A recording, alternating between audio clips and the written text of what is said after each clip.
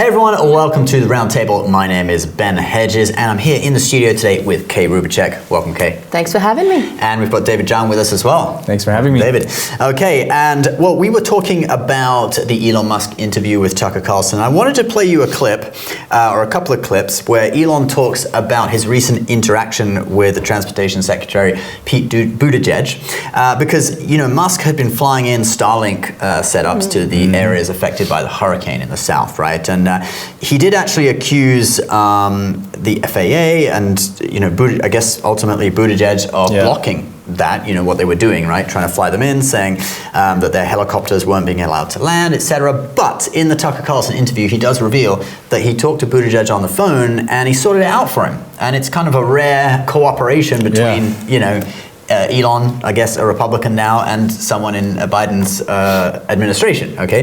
But first, let's have a look at what Elon said actually about, you know, what exactly was going on. We've been delivering Starlink terminals there for a while, and obviously some people already had them since they're just, you know, private individuals had Starlink there already. We delivered really thousands of terminals and got all the way up to the areas where they wouldn't let us go any further. And then we're like, okay, we're going to send helicopters in and find people who are stranded and give them Starlink terminals, which I think is, you know, a nice thing to do. Okay. They wouldn't let us land because there was an FAA notice to M and NOTAM that said in order to land, you have to know who you're going to meet with to land. Now, the problem is we're trying to deliver internet communications. People don't have internet communications. We don't know who they are, but then they can't reach us because they don't have communications. Do you see the catch-22 here? Yes, I do. Insane. I love how it's just insane. So yeah, I mean, they were trying to deliver internet to people who don't have internet, so obviously those people couldn't call them to give their information to tell them who they were, right? So that was the problem.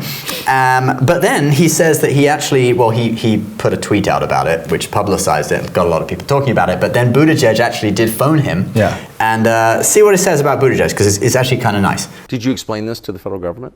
Yes. What did they say? They fixed it. How was Buttigieg when you talked to him? It was actually good. So I want to be I want to give Buttigieg some credit here. Yes. First, you know, when I complained about it, he reacted in a very level-headed way, and he reached out to me and he called me. Yeah. And we discussed the issue, got to the bottom of it, and he fixed it. Good. So credit to Buttigieg. Yeah. Well, and to you for pushing it. Yeah. I mean, so, but as soon as he was aware of the problem, he fixed it. Well, you publicized it too on it. Yeah. As soon as you shamed him. Well, but I do want to give credit where it's due. Yeah, no, amen. So. I agree completely. I mean, it's kind of nice, right? It's like bipartisanship. It's good to see them. At least there's some level of accountability where you can, you know, tweet out things and having that person call you back. So that means he has a lot of influence. So like Tucker said, it's hard to really know whether, you know, it was out of pure sincerity or whether it was just because he publicized it and gave Buttigieg bad publicity. But you can see how Elon Musk is actually being sincere and saying credit where credit is due. I think it's pretty nice.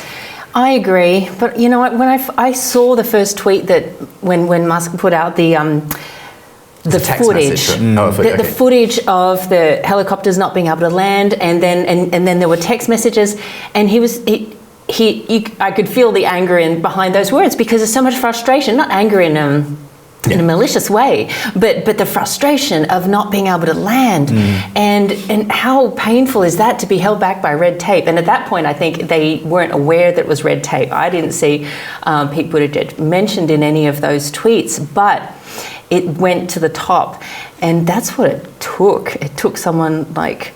Because there's so many other people that are putting these videos out there. And I'd seen for days helicopter civilian pilots saying, we're having all these troubles. There were also a lot who were able to get through, especially in the first 2 days. But then the FEMA and other, I don't know if FEMA was stopping the helicopters, I can't say that for sure, but other government agencies were stopping them. Yeah. So. Well, he said it's a note to pilots that you have to submit who you're seeing, because some people said it's a no-fly zone, and then that was fact-checked. Like, there's no active no-fly zone over there. What are you talking about? But they used this other method where effectively it did create kind of a no-fly zone, because if you wanted to land, you have to submit the details of who you're landing to see. I mean, that kind of red tape is just, it is mind-blowingly ridiculous, but it's cruel. Yeah. It's also cruel because in that type of emergency, there are people on the ground who are they are facing life and death. Right, yeah. Right? So it is so serious that I think we need to give credit to Elon Musk for actually raising the issue that so many other pilots had already brought up and weren't able to get the attention of Pete Buttigieg. So finally, that's what it took. Right, Yes. someone with 10 million followers to shake People that. underestimate how important internet is to us now today. Like, I went without internet for 3 days and I felt like this weird itch, like it couldn't connect, right? And so I was also watching this like video made by a creator on TikTok, I believe, saying how the government was giving out money, right? That they have to, I think, pay back after a year or something. But in order to get that money, you need to go online to apply for it. But these people don't even have cellular communications, or, in this case, no Starlink for the Wi-Fi. They can't even do that. So $750, I think it is, giving people. Aren't they? Yeah. So you're lucky to get internet access and apply for it and know about it. Exactly. So which makes this whole thing, I think, quite ridiculous. Well, another crazy thing is that this whole area would have actually probably had Starlink internet already. Really? Because Elon explains that he himself points out that there was this Federal Communications Commission grant they passed this bill, right? The Broadband Equity Access Development Bill back in 2021. It was passed, $42 billion to develop broadband internet in rural areas. And they actually got, SpaceX had a grant for $855 million. And let's actually have Elon Musk explain it himself. So for example, there was the FCC contract to $42 billion for providing rural broadband. Yes. Okay.